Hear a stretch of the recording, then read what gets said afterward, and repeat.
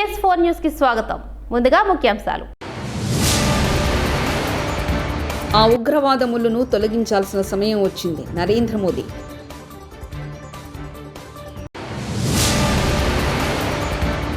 Telugu Desam party చరిత్ర చింపేస్తే చిరిగేది కాదు. CM Chandrababu.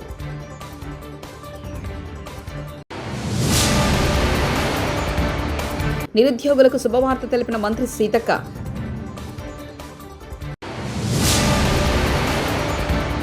కార్యకర్తలే నాకు స్ఫూర్తి. మంత్రి లోకేష్. ఒక శరీరం ఎంత బలంగా ఉన్నా ఒక ముళ్ళు గుచ్చుకుంటే అంత నొప్పిగా మారుతుందని ప్రధాని నరేంద్ర మోదీ గుజరాత్ పర్యటన సందర్భంగా అన్నారు. పాకిస్తాన్ మద్దతుతో దేశంలోకి ప్రవేశిస్తున్న ఉగ్రవాదమే ఆ ముళ్ళు అని, దాన్ని తొలగించాల్సిన మీ సమయం వచ్చిందంటూ ఆయన గుర్తు చేశారు. మే 27, 2025 గాంధీనగర్లో 5,536 కోట్ల విలువైన అభివృద్ధి ప్రాజెక్టులకు శంకుస్థాపన చేసిన ప్రధాని దేశ భద్రత, అభివృద్ధి, సంస్కృతి, జాతీయ గౌరవం గురించి కీలక వ్యాఖ్యలు చేశారు. గుజరాత్లోని ప్రతి మూలలో దేశభక్తిని చూశానని, ఇది కేవలం గుజరాత్కు మాత్రమే పరిమితం కాదన్నారు. ప్రతి భారతీయుడు హృదయంలో ఉందని మోదీ పేర్కొన్నారు.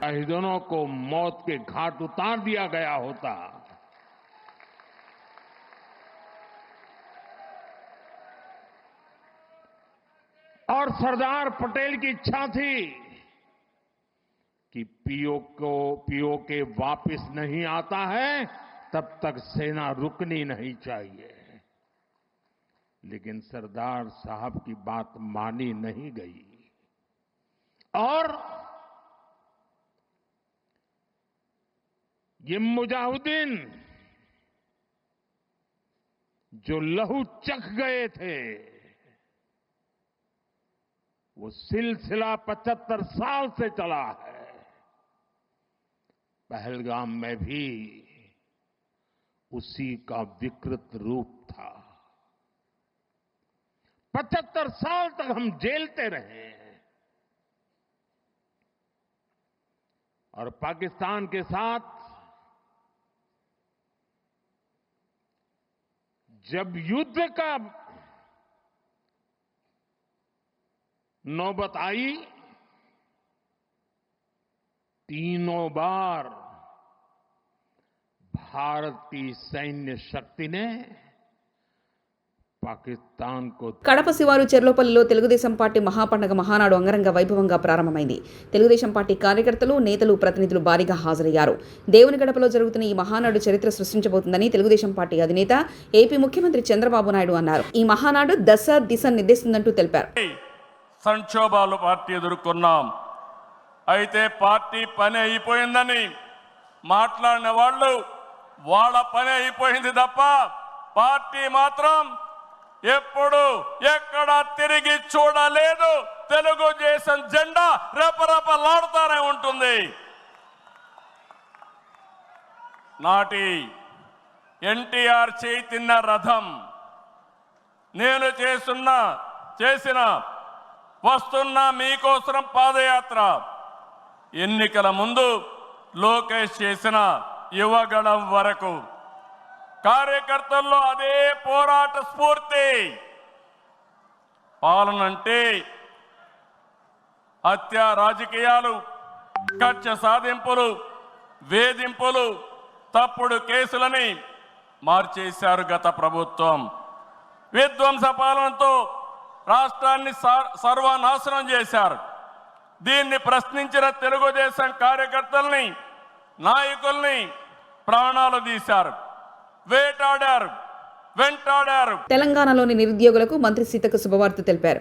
ఉపాధి అవకాశాల కల్పన కోసం రాజు యువ వికాసం ద్వారా జూన్ 2న లబ్ధిదారులకు మంజూరు పత్రాలు అందజేయనున్నని వెల్లడించారు. లక్షలోపు యూనిట్లకు మొదటి దశలో ప్రొసీడింగ్స్ ఇవ్వాలని ప్రభుత్వం నిర్ణయించినట్లు తెలిపారు. రాష్ట్ర ఆవిర్భావ దినోత్సవ సందర్భంగా రేవంత్ ప్రభుత్వం ఎంపికైన లబ్ధిదారులకు మంజూరు పత్రాలను అందించనున్నట్లు ప్రకటించారు. ఎత్తిన జెండా దించకుండా తెలుగుదేశం పార్టీకి కాపలా కాసిన ప్రతి కార్యకర్తకు శిరస్సు వంచి పాదాభివందనం చేస్తారని మంత్రి లోకేష్ కడపలో మహానాడులో ఘనంగా ప్రారంభమైంది. ఈ సందర్భంగా మంత్రి లోకేష్ మాట్లాడుతూ కార్యకర్తలే పార్టీకి బలగమని స్పష్టం చేశారు. ఎన్టీఆర్ పార్టీ పెట్టిన ముహూర్త బలం గొప్పదన్నారు.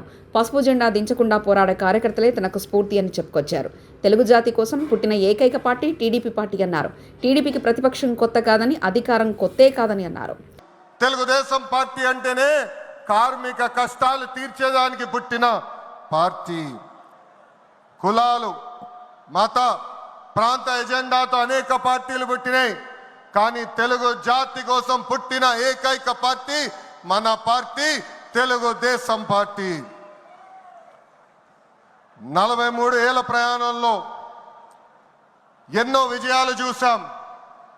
మనకు ప్రతిపక్షం కొత్త కాదు, మనకి అధికారం కూడా కొత్త కాదు. అధికారంలో ఉన్నా ప్రతిపక్షంలో ఉన్నా తెలుగు వాళ్ళు ఎక్కడైనా ఇబ్బందుల్లో ఉంటే మొదటిగా స్పందించిన పార్టీ ఒక తెలుగుదేశం పార్టీ. సమాజమే దేవాలయం, ప్రజలే దేవుళ్ళన్న అన్నారు అన్న ఎన్టీఆర్. మన అధినేత చంద్రబాబు గారు దగ్గర నుంచి కార్యకర్తల వరకు అందరం ఏదో ఒక రూపంలో ప్రజలకి సేవలు చేసుకుంటూ వచ్చాం. మారుతున్న కాలానికి తగ్గట్టుగా పార్టీ కూడా అడుగులు వేయాలి. ఎప్పటికప్పుడు పార్టీలో చర్చ జరగాలి, ప్రజలకు మరింత దగ్గర అవ్వాలి. ప్రణాళికలు సిద్ధం చేసి ఆ ప్రణాళిక పైన మహానాడులో చర్చించాల్సిన బాధ్యత మనందరిపైన ఉంది. పార్టీ మరొక 40 ఏళ్ల పాటు నడిపించడానికి అవసరమైన కీలక నిర్ణయాలు మనం ఈ మహానాడు వేదికగా చర్చించాలి. తెలుగువారి ఆత్మగౌరవం పార్టీ మూల సిద్ధాంతం. దీంతో పాటు మారుతున్న ప్రజల అవసరాలు తగ్గట్టుగా పార్టీలో కీలకమైన విధానం తీసుకుని రావాల్సిన అవసరం చాలా చాలా ఉంది. కాలం మారుతున్నాయి, ప్రజల అవసరాలు మారుతున్నాయి, వాళ్ళ ఆలోచనల విధంగా మనం నడవాల్సిన అవసరం ఉంది. అన్న ఎన్టీఆర్ హయాంలో ఆత్మ గౌరవం అనే నినాదంతో నియంతృత్వాన్ని మనందరం తరిమికొట్టాం. మన చంద్రన్న హయాంలో ఆత్మవిశ్వాసంతో తెలుగు ప్రజల భవిష్యత్తుకు పునాది మనం వేశాం. ఇప్పుడు అదే స్ఫూర్తితో ప్రజలకు, పార్టీకి, కార్యకర్తలకు మంచి భవిష్యత్తు అందించాలన్న లక్ష్యంతో సరికొత్త నినాదాన్ని రూపొందిస్తున్నాము. దీనికోసం 6 శాసనాలు నేను ఈరోజు మీ ముందు ప్రతిపాదిస్తున్నా. నా తెలుగు కుటుంబంలో భాగంగా ఈ 6 శాసనాలు ఉంటాయి. మొదటిది తెలుగు జాతి విశ్వఖ్యాతి, 2 యువగలం, 3 స్త్రీ శక్తి, 4 పేదల సేవల్లో సోషల్ రీఇంజనీరింగ్, 5 అన్నదాతకు అండగా, 6 కార్యకర్తలే అది. తిరుమల శ్రీవారిని సినీ నిర్మాత దిల్ రాజు దంపతులు దర్శించుకున్నారు. ఉదయం వీఐపీ ప్రారంభ విరామ దర్శన సమయంలో వారు స్వామివారి సేవలో పాల్గొన్నారు. తొలుత తిరుమల తిరుపతి దేవస్థాన అధికారులు వారికి స్వాగతం పలికి దర్శన ఏర్పాట్లు చేశారు. అనంతరం ఆలయంలో వెళ్లిన వారు స్వామివారిని దర్శించుకుని మొక్కులు చెల్లించుకున్నారు. మరోవైపు ఎమ్మెల్యే చింతమనేని ప్రభాకర్ కూడా శ్రీవారి సేవలో పాల్గొన్నారు. అధికారులు దర్శనానంతరం అధికారులు వారికి స్వామివారి తీర్థ ప్రసాదాలను అందజేశారు. సో ఈరోజు తిరుమల స్వామివారిని దర్శనం చేసుకోవడానికి రావడం జరిగింది. సో టీటీడీ వాళ్ళు చాలా బాగా దర్శనాలు బాగా అరేంజ్ చేశారు. సో బ్రేక్ దర్శనం అలాట్ చేసి బ్రేక్ దర్శనం చేయించారు. అలాగే ప్రసాదాలన్నీ కూడా సో చాలా రుచికరంగా చాలా బాగుంటున్నాయి. సో టీటీడీ వారికి, బోర్డు మెంబర్స్ కానీ, ఈఓ, జేఈఓ గారికి అందరికీ ధన్యవాదాలు. సర్వేజన సుఖ్నోభవంతు. నైరుతి రుతుపవనాల ప్రభావంతో ముంబైలో కుండపోత వర్షం కురిసింది. ఆదివారం రాత్రి నుంచి ఎడతెరిపి లేకుండా కురుస్తున్న వర్షాలతో ఆర్థిక రాజధాని స్తంభించిపోయింది. లోతట్టు ప్రాంతాలన్నీ జలమయమయ్యాయి. రహదారులపై భారీగా వరద నీరు చేరడం ద్వారా ప్రయాణికులు ఇబ్బందులు పడ్డారు. ఈ నేపథ్యంలో రోడ్లపై నిలిచిన వరద నీటిని సిబ్బంది మోటార్ల సాయంతో తొలగిస్తున్నారు. ఆ దృశ్యాలు ఇప్పుడు వైరల్గా మారాయి.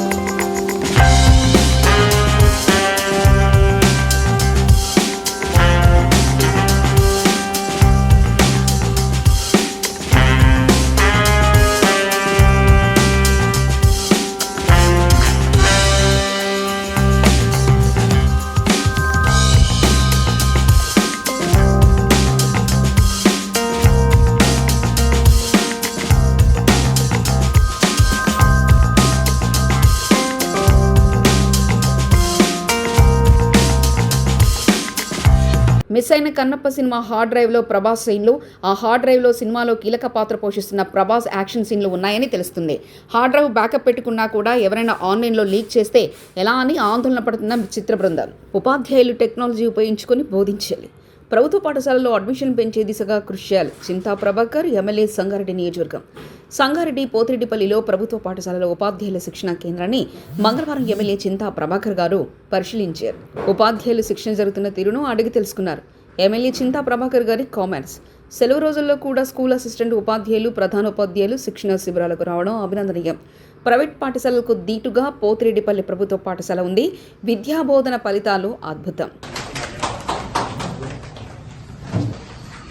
కాబట్టి సమగ్రంగా ఈ ప్రైవేట్ కార్యక్రమంలో మీరంతా కూడా నేర్చుకోవడం జరుగుతుంది. కాబట్టి అంతేకాకుండా మనం ఏ విధంగా మీరు పరిపాలన కార్యక్రమంలో మరి చురుగ్గా ఈ సెలవు దినాల్లో కూడా మరి మీరు ఈ ఓరియంటేషన్, ఈ ట్రైనింగ్ ప్రోగ్రాంకి మరి హాజరై రాబోయే తరాలకి గుర్తుండేటట్టుగా విద్యా బోధన ఏ రకంగా చేయాలి అనే దానికి ఈరోజు స్టేట్ నుంచి వచ్చినటువంటి ఏఓ గారు, అలాగే ఇంకా మిగతా సిబ్బంది వారికి ఆ విద్యా విధానంలో మరి ఏ ఒక్కరు నష్టపోకుండా తల్లిదండ్రుల ఆశయాలకు అనుగుణంగా ఉన్నతంగా తీర్చిదిద్దే బాధ్యత మన మీదే ఉంటుంది.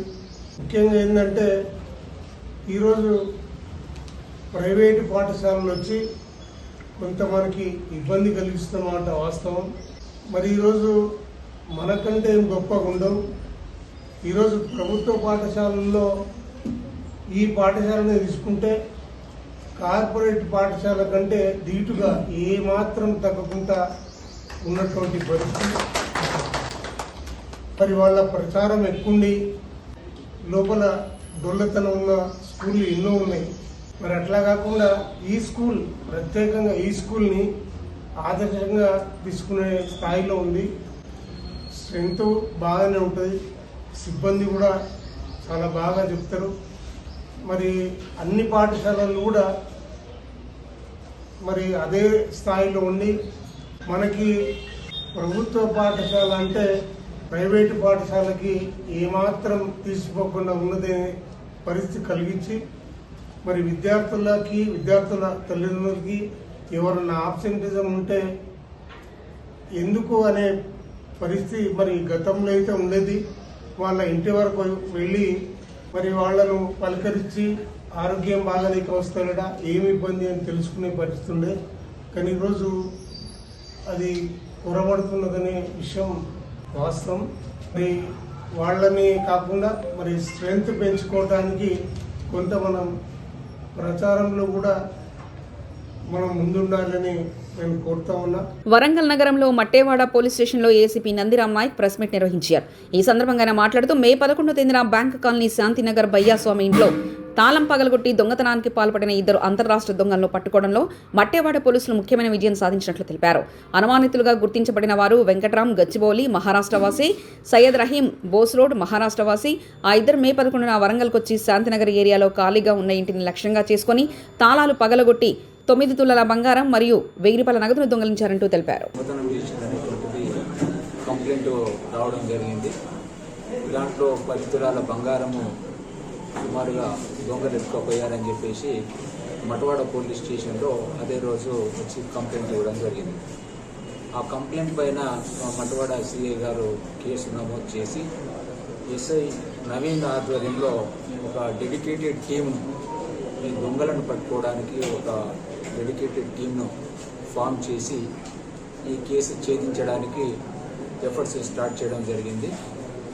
అందులో భాగంగానే మా టీం అన్ని రకాల ఎవిడెన్సెస్, ఇటు టెక్నికల్ ఎవిడెన్స్, అటు హ్యూమన్ ఇంటెలిజెన్స్, అన్ని రకాల ఎవిడెన్సెస్తోని ఈ నేరస్తులను ఆ ఉగ్రవాద ముళ్ళును తొలగించాల్సిన సమయం వచ్చింది. నరేంద్ర మోదీ.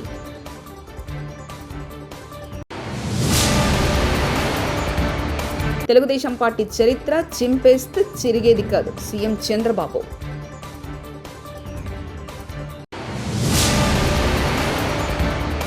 నిరుద్యోగులకు శుభవార్త తెలిపిన మంత్రి సీతక్క.